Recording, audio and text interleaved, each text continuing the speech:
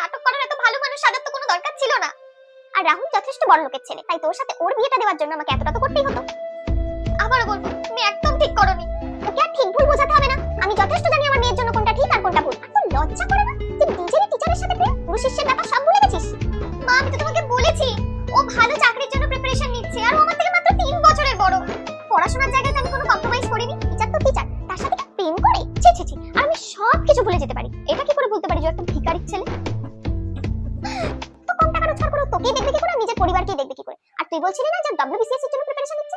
কাঁচকলা নিচ্ছে, কিচ্ছু নিচ্ছে না, আমি সব খবর পেয়েছি। ওই টিউশন করে সারা জীবন পেট চালাবে, আর আমি আমার মেয়ের বিয়ে এই টিউশন টিচারের সাথে কখনো দিতে পারবো না। আমার সাথে আর তর্ক করিস না, এখান থেকে যা।